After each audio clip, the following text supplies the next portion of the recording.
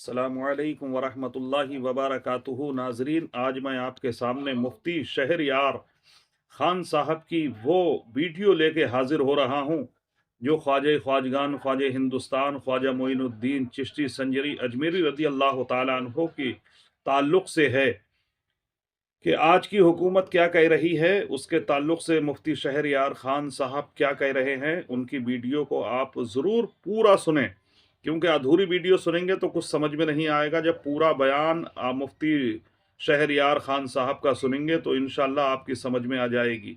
अभी तक शिवलिंग तलाश रहे थे मस्जिदों के अंदर, अब ख्वाजा ख्वाजगान ख्वाजा हिंदुस्तान के मज़ार पुर अनवार में शिवलिंग तलाश रहे हैं और कह रहे हैं कि ख्वाजा ख्वाजगान ख्वाजा हिंदुस्तान के मज़ार में भी मंदिर है, उसकी भी दरख्वास्त लगा दी है और वो मंजूर भी कोर्ट ने कर ली है।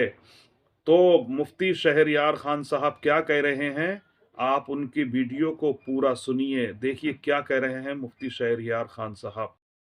कोई भी आदमी खड़ा हो जाए और कोर्ट में साहब याचिका दर्ज कर दे कि इस मस्जिद में लग रहा है कि अंदर में कोई मूर्ति छुपी हुई है या कोई मंदिर रहा होगा, तो अब कोर्ट वाला भी केस एक्सेप्ट कर लेता है। और जहां 10-10 साल से साहब केस पड़े हुए हैं उसकी कोई नोटिस नहीं ली जा रही है और यहां 10 मिनट के अंदर में सुनवाई भी होती है और फौरन साहब एक कमेटी का गठन भी होता है और फौरन सर्वे करने वाला वहां पहुंच भी जाता है और फिर उसकी रिपोर्ट भी दिया जाता है। किस कदर नियतों की खराबी है कि दूर से साहब वो एक खास मखसूस बिरादरी को टॉर्चर करने के लिए इस तरह के प्लान बना रहा है। हिम्मत इतनी बढ़ी कि अब हिंदुस्तान के राजा की बारगाह में पहुंच गया, हिंदुस्तान के शहंशाह की बारगाह में पहुंच गया।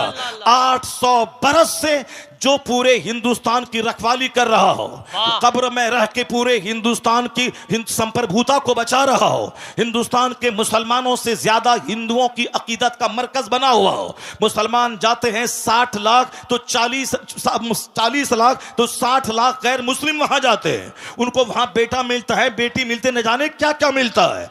हर जब भी जाएं हर वक्त साहब सिखों, हिंदुओं और दूसरे तमाम मज़ाहिब के मानने वाले को दुनिया ढेर चाहिए, इसलिए वो वहां भीड़ लगाए रहते हैं। मुसलमानों को जन्नत चाहिए इसीलिए मस्जिदों में भीड़ रहती है और उनको सिर्फ दुनिया गाड़ी चाहिए इसलिए दरगाहों पे वो भीड़ लगा के रहते हैं। 800 साल जो एक मुस्तनद ऑथेंटिक दरगाह है, उस दरगाह के खिलाफ पिटीशन दर्ज होता है और साहब कोर्ट वाले उसको एक्सेप्ट करके सुनवाई की तारीख तय कर देते हैं। अब तो हम लोग खामोश हैं, खामोश रहेंगे, देखते हैं जो बादशाह के ऊंट को बैठाने वाला अब इनकी शरारत पे कैसे पहरा लगता है। मुझे यकीन हासिल है अब हिंदुस्तान का 40 करोड़ मुसलमान अब गरीब नवाज की करामत देखने के लिए मुंतजिर है कि हिंदुस्तान का राजा अपनी करामत दिखाएगा। और मुझे लग रहा है इनकी शरारत जब बढ़ रही है, इनकी शरारत खूब आगे बढ़ रही है, तो अब जब बंदरों को, गीदड़ों को मौत आती है तो शहर की तरफ रुख करता है। छोटी छोटी बातें तो बोलता था, हम नजरअंदाज करते थे, अब बड़े शहंशाह की बारगाह में पहुंच गया है, वहां छेड़खानी कर रहा है। अब बस करीब है वह वक्त जब गरीब नवाज का जलाल रंग लाएगा और जब वो जलाल रंग लाएगा इनका सारा गुरूर चकनाचूर होगा और मुस्तफा के गुलामों को अल्लाह इज्जतों से मालामाल बनाएगा। नारे तकबीर, नारे रिसालत, मसलके आला हजरत, मजहबे इस्लाम, हजरत हबीबुल्लाह फैजी साहेब किबला, हजरत शहनवाज हसन साहेब किबला, अल्लामा डॉक्टर शहरयार रजा साहेब किबला कादरी। वाह वाह वाह, बहुत उम्दा हजरत। जुल्म की इंतहा हो गई, अल्लाह, जुल्म की इंतहा हो गई। जिस आस्थाने से करोड़ों हिंदू फैज उठाते हैं, जिनकी गरीबी दूर होती है, भीख मांगने के लिए 24 घंटे पड़े रहते हैं, उस मुकद्दस आस्थाने के खिलाफ इन्होंने छेड़छाड़ करने की कोशिश की है। अभी भी वक्त है कि जाके बाबा की बारगाह में चले जाओ, अपना पिटीशन कोर्ट से वापस ले लो और बाबा की चौखट पे जाके बोलो, बाबा क्षमा कर दीजिए, हमसे गलती हो गई। वरना याद रखना, जो अना सागर को एक कूजे में ला सकते हैं, याद रखना, जो बादशाह के ऊंट को बैठा सकते हैं, तो फिर जब वो जलाल में आ गए तो हुकूमत का सत्यानाश हो जाएगा।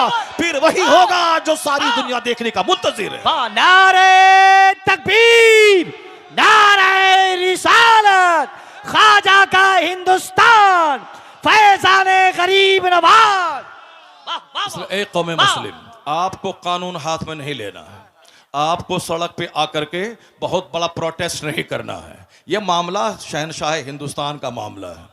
अब मामला उनकी कोर्ट में पहुंच चुका है। बस हम लोग वही करें जो सरकार दो जहां के दादा अब्दुल मुत्तलिब, जब अबरहा जो हाथियों का फौज लेके खाने काबा को ढाने आ रहा था, अब्दुल मुत्तलिब ने क्या कहा था कि हर शख्स अपने घर की हिफाजत करता है, ए अल्लाह ये तेरा घर है, तू अपने घर की हिफाजत कर। इतना कह के पहाड़ पर चले गए और फिर वो देखने लगे, देखें रब्बे करीम अपने घर की हिफाजत कैसे करता है। सारी दुनिया जान रही है कि अलम तरा कैफ फअल रब्बुका बिअसहाबिल फील, क्या उसके साथ सलूक हुआ।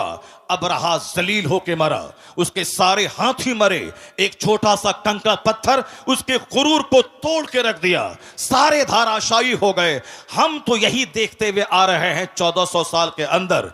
अल्लाह रब्बुल इज्जत बहुत बेनियाज है, अल्लाह रब्बुल इज्जत बेनियाज है, कोई भी जालिमों का जुल्म उसको थका नहीं सकता।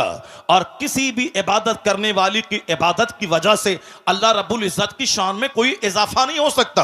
अल्लाह उस सिफाते कमालिया का जामा है कि जिसके आगे किसी सिफत का कोई तसव्वुर ही नहीं है। अल्लाह रब्बुल इज्जत के पास सारी कुव्वतें, सारी ताकतें मौजूद है। हम इबादत करते हैं, हम उसका बेनिफिट मुझको मिलता है। अगर कोई कुफ्र करता है उसका नुकसान वो उठाता है।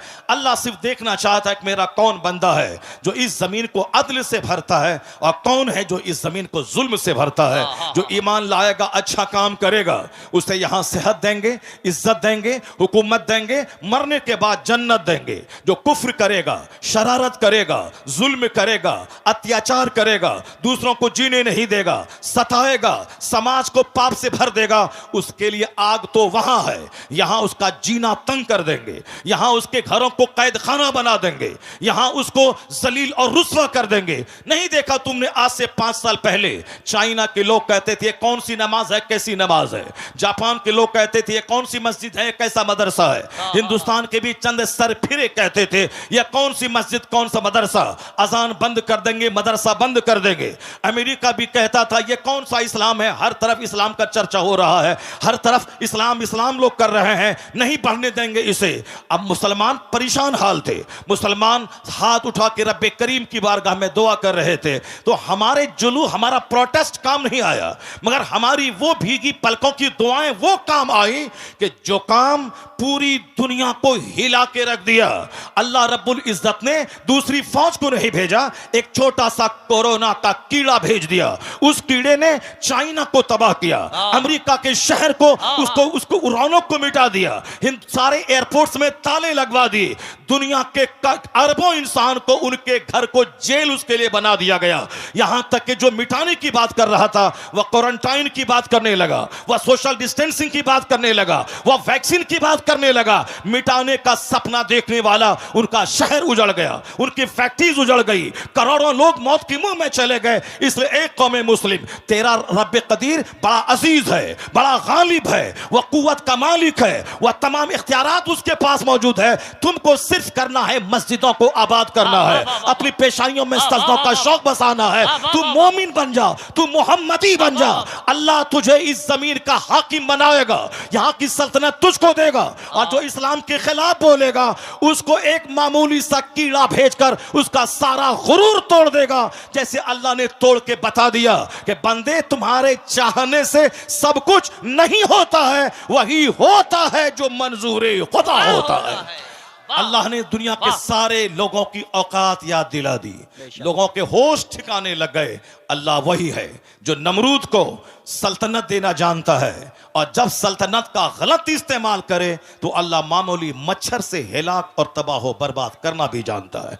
अल्लाह फिरौन जैसे जाबिर और जालिम को 400 साल की लंबी छूट देना भी जानता है, और जब वो 400 साल की लंबी छूट से आतंक को और बढ़ा दे तो अल्लाह ताला पानी में डुबा के उसे मार देता है। और जब घिघिया के कहता है कि अब मैं ईमान लाया तो अल्लाह कहता है अल आना वक़द असैत क़ब्लु व कुन्त मिनल मुफ़सिदीन, अभी तू ईमान लाता है, इससे पहले तू फसादी और बागी था।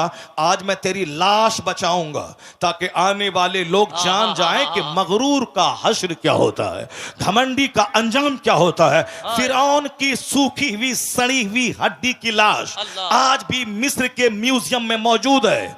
दुनिया के सारे सयाह, सारे टूरिस्ट उसको देखने जाते हैं और वहां से देखकर इबरत हासिल करते हैं कि 400 साल लंबी उम्र पाने वाला पूरे मिस्र का बाताज बादशाह था, लेकिन अल्लाह ने उसे ऐसा जलील किया, उसकी डेड बॉडी को दूसरों की इबरत की खातिर रखा, उसके ईमान को कबूल नहीं किया। तो इसलिए एक कौम मुस्लिम, तू नमाज पढ़, रोजा रख, हज कर, ज़कात दे, मस्जिद को आबाद कर, मदरसा को आबाद कर। अखबार पढ़ के ज्यादा इस्लाम के बारे में टेंशन मत मोल ले कि हमारा मुस्तकबिल क्या होगा, आने वाले दिन में इस्लाम का क्या होगा। यह सब टेंशन लेने की कोई जरूरत नहीं है। इतना यकीन कर ले, गिरह बांध के रख ले, जो अल्लाह कल के फिरौन को नहीं छोड़ा, पानी में डुबा के मार दिया है, वही अल्लाह आज के फिरौन को भी नहीं छोड़ेगा, आज के नमरूद को भी नहीं छोड़ेगा, आज के शद्दाद को भी नहीं छोड़ेगा।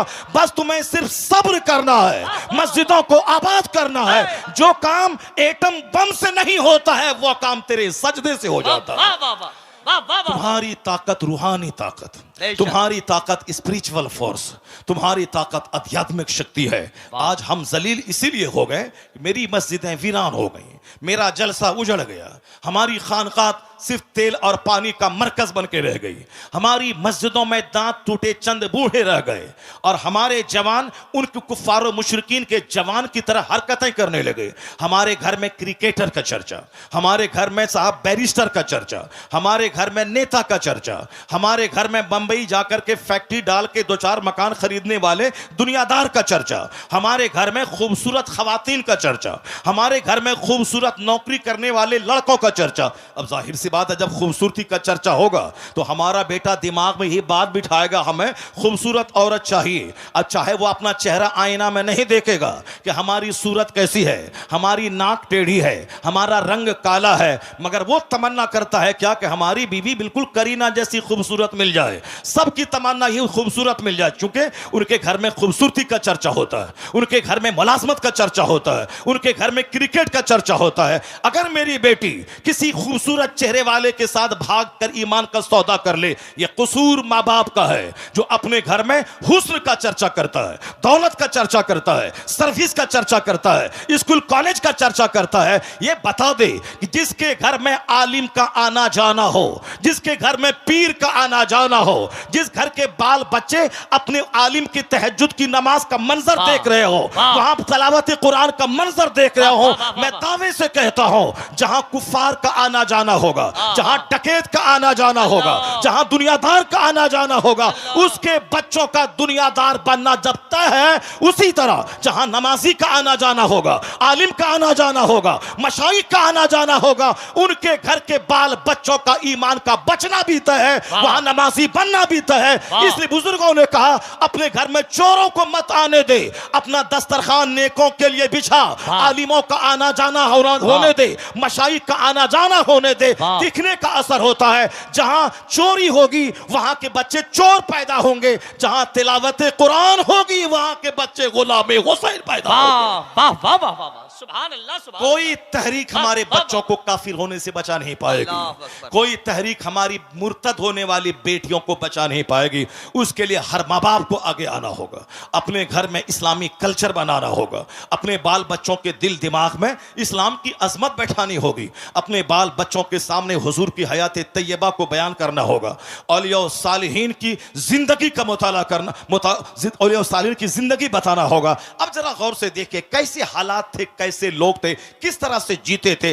अमीर उस दौर के कैसे थे, गरीब उस अहद के कैसे थे, औरतें उस अहद की कैसी थी, मालदार उस अहद के कैसे थे। इस्लामिक हिस्ट्री का एक चैप्टर मैं खोलता हूं, जरा गौर से उसको सुनिए, उसके बाद फिर मैं आके आपको बताऊंगा कि नेता हमारा कितना झूठ बोलता है। नेता हमें डरा करके हमसे वोट लेता है। वो क्या बोलता है कि अगर तुम हमको वोट नहीं दोगे तो तुम्हारी जिंदगी खतरे में पड़ जाएगी, तुम्हारा मुस्तकबिल खतरे में पड़ बढ़ जाएगा। इस्लाम खतरे में है। हम आज 50 साल से सुनते हुए आ रहे हैं, इस्लाम इज इन डेंजर, इस्लाम खतरे में है, इस्लाम खतरे में है, इस्लाम खतरे में है। जो मौलाना बोलता है इस्लाम खतरे में है, यकीन जाने कि वो मौलाना सच नहीं, वह झूठ बोल रहा है। जो नेता बोलता है इस्लाम खतरे में है, वह नेता झूठ बोलता है। ये क्यों नहीं बोलता नेता कि हमारी नेतागिरी खतरे में है, हमारी पॉलिटिक्स खतरे में है, हमारा एमपी का पोस्ट खतरे में है, हमारी पार्टी खतरे में है, या बोल मेरी पार्टी खतरे में है। हम जिस तरह से वो अपने लोगों को डराता है हमसे